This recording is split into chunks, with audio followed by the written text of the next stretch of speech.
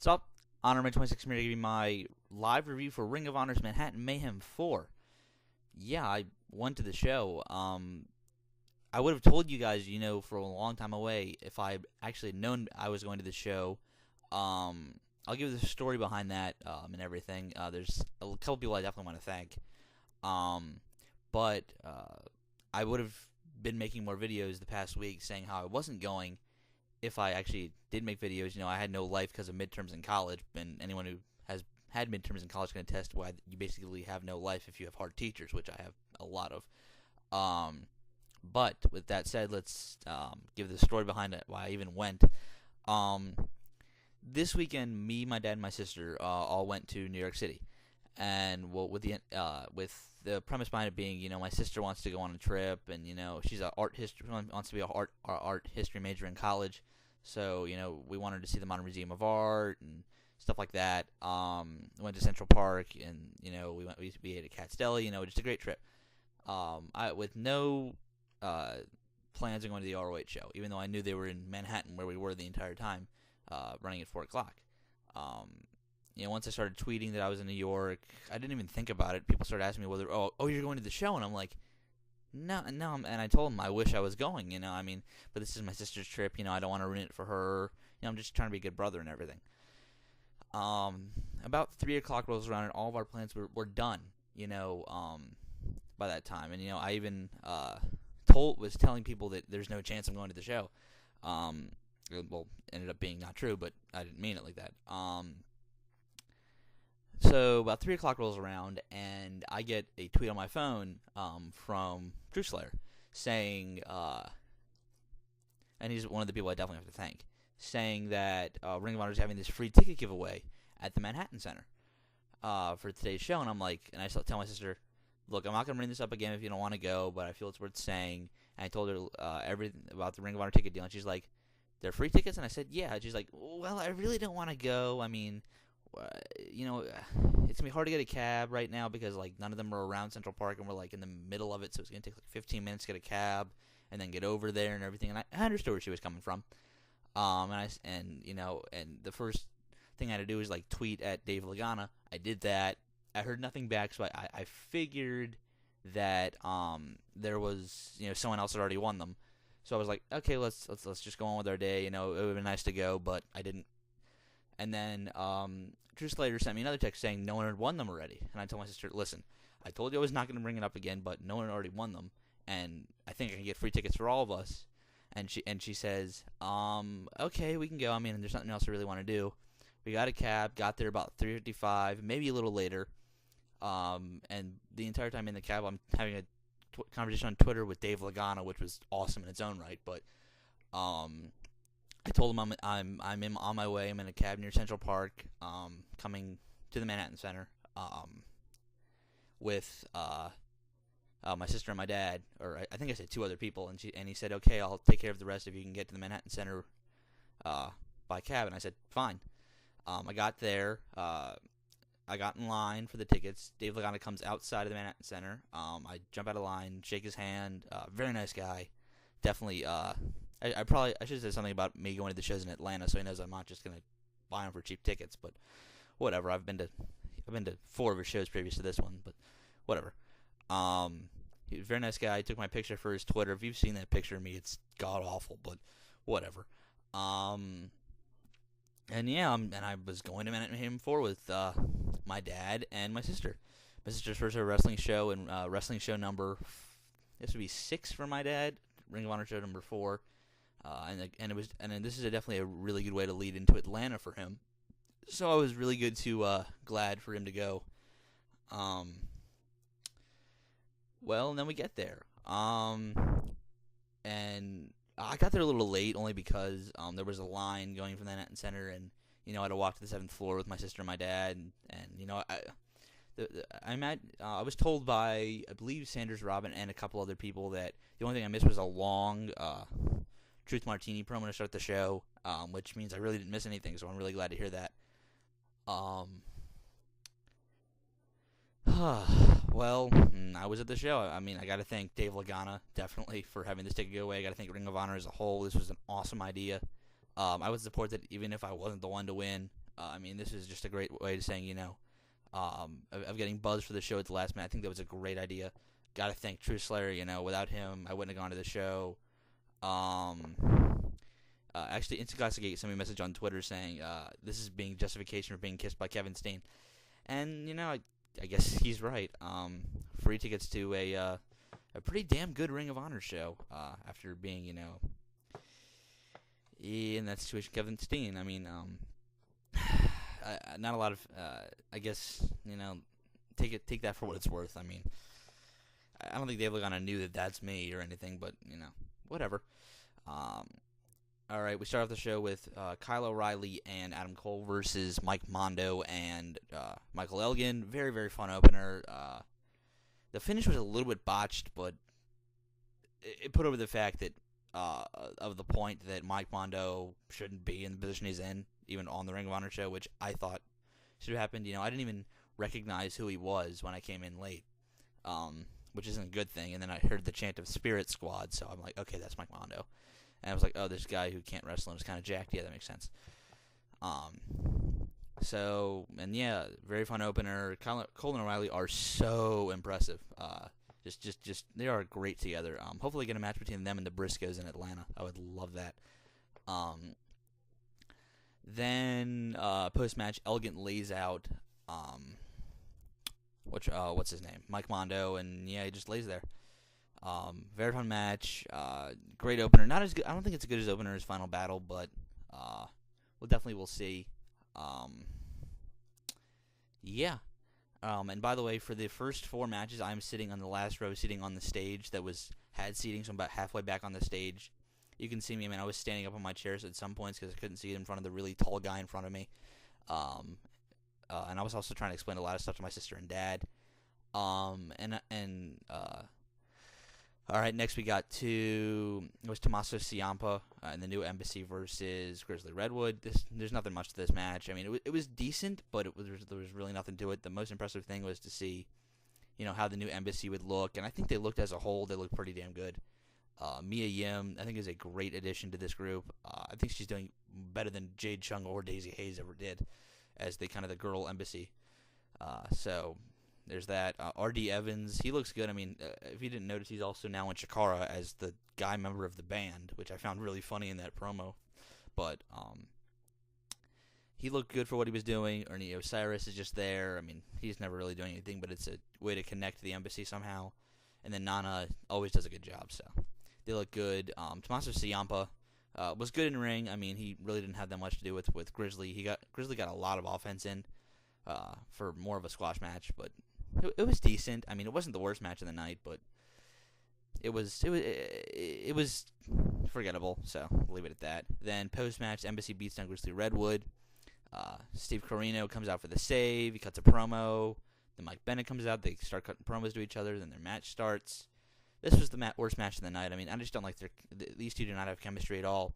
They have a lot more chemistry in their characters. I mean, you see Mike Bennett and Steve Corino, they have great characters against each other like a CM Punk and a Raven would, but, in the ring, it's not very good. I mean, I don't know whether it was just a bad day or Bennett was off and Corino was off or something. I don't know, but I just was bored during this match. My dad fell asleep during this match.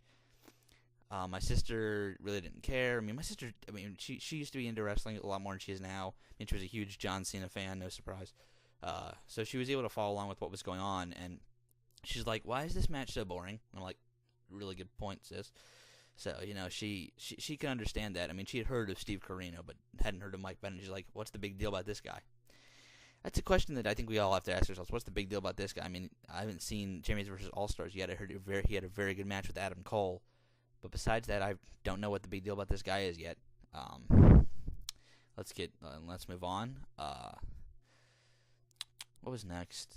In post-match, Bennett beats down Corino, and then Corino just leaves. Whatever. Worst match of the night. Then we get to... What was next? All Night Express versus the Briscoes. Very, very good match. Might even be great on DVD. Lots of great action. It's just like their match from Supercard of Honor 5, but it went longer and had more action.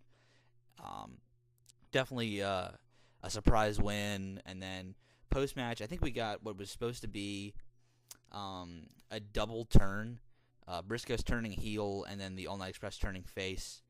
I mean, it kind of didn't come off that way because the Briscoes are just so over in Ring of Honor anyway. A lot of the fans from Final Battle who were booing the Briscoes really weren't there for whatever reason. I think they might have gone to UFC, even though the UFC show main part didn't start until after Ring of Honor was over. But whatever. Yeah. The angle post-match brawl did come off very well. I mean, I expect us to get a match between those two in Atlanta, like no DQ or Atlanta Street Fight, Briscoes, All Night Express. And I think that'll be very, very good. Hopefully that can put the All Night Express over, and they can beat whoever beats the Kings of Wrestling. I think that would be awesome. All right, then we go to intermission. At this point, I start walking around with my sister and dad. We see a lot of people. I saw Sabatini Forever, Monoxide. I met Wrestling Handyman. If it looked like I was not paying attention, I'm sorry. I was so spent. I mean, we were running around New York City since like 7, me and my family, since like 7 a.m. that morning. I saw Instant Classic G1, who's no longer on YouTube, but whatever. Sanders Robin again. I saw my friend Brian. That was great. That was a very, very good thing to do.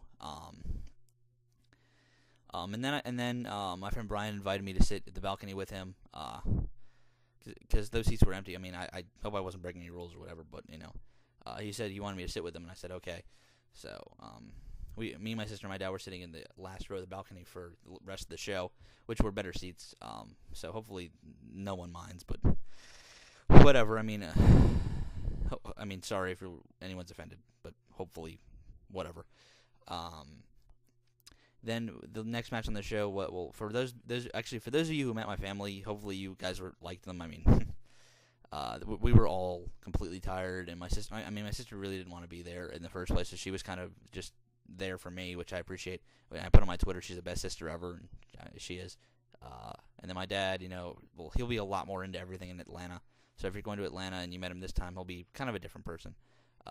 He was into it this time. He was just very tired because he was saving his energy for the drive back, which we did right after the show. So take that as you may. So then we got after intermission, coming out of intermission, we got TJP versus El Generico. Very fast-paced match. Very, very good. Lots of good spots in this match. And yeah, I mean, TJP got a very, very good reception. I mean, he's definitely getting over with these fans. I mean, he's had very, very good matches in Ring of Honor. I mean, the 4 or 5 he's had since he's returned have all been apparently good to great, with the exception of the Colt Cabana match, but that match didn't get much time. So every match he's had, he's looked very good. So, I mean, if he's announced for Atlanta, it wouldn't surprise me. I mean, if he becomes a regular roster member and they give him a contract very soon, I don't see why he can't do it. He's very good. Generico looked very strong here. I heard he did not win his match in Boston, which surprised me, which made me think, get the clock ticking. Why would they do that? And my thoughts were answered by the end of the show, but yeah.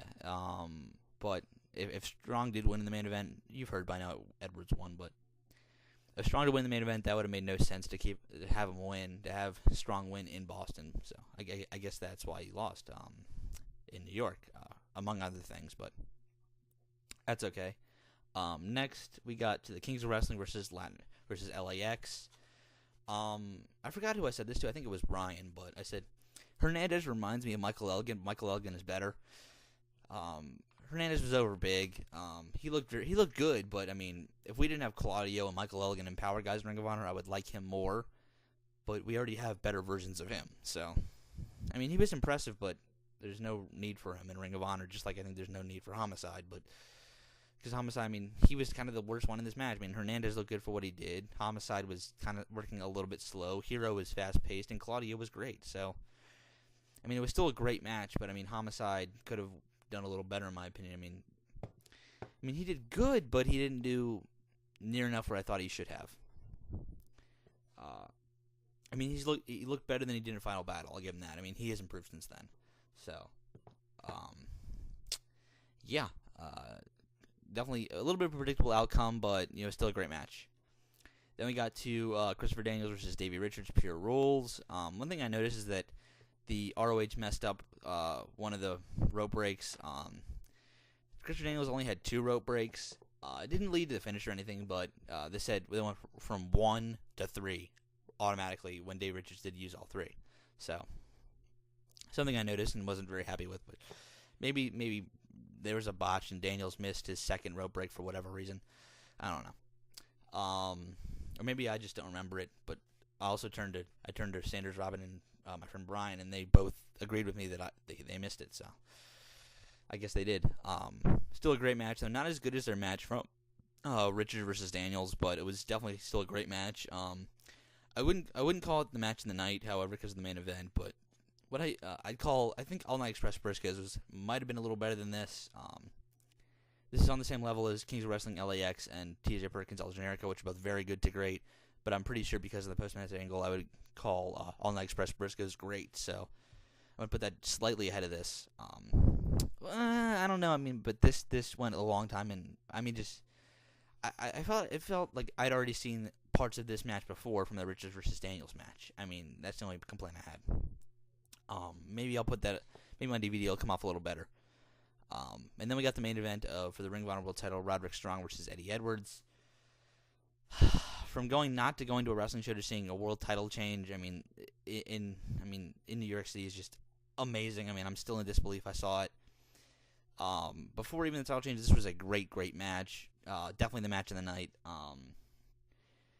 But, with the title change aspect and the crowd going nuts and, everything together, this was an amazing moment and an amazing match. I can't believe he won that match. It was absolutely amazing.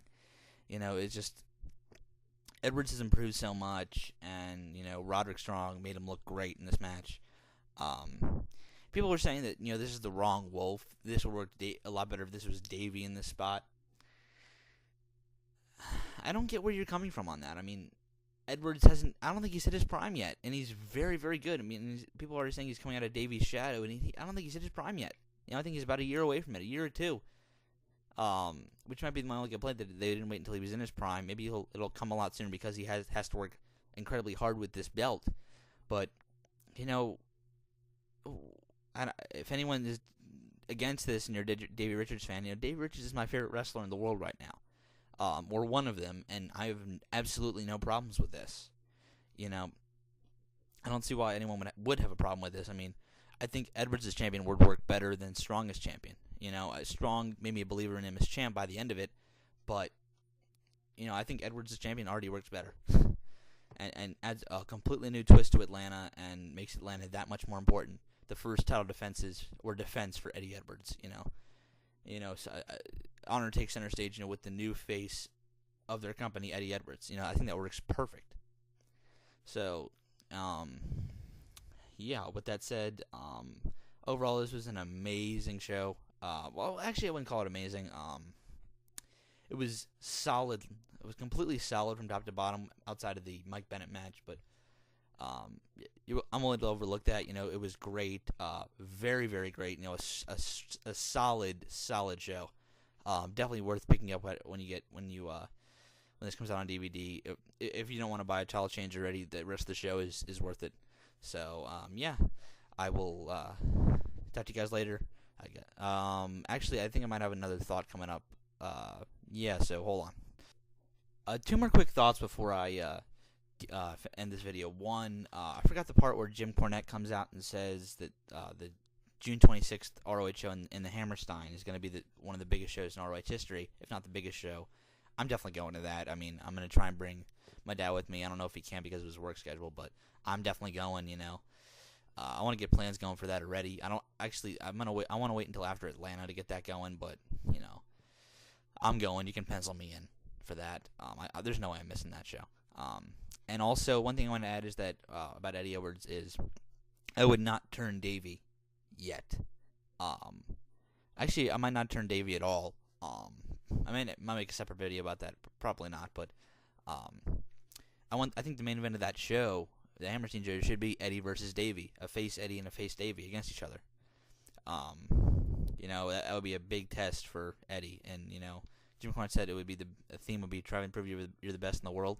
A lot of people think Davey Richards is the best in the world, and have him against Eddie Edwards, I think it would work so well. I would wait until after that match to turn Davey if Eddie wins that match. So at least until after the Hammerstein show. All right, I'll see you guys later. Bye.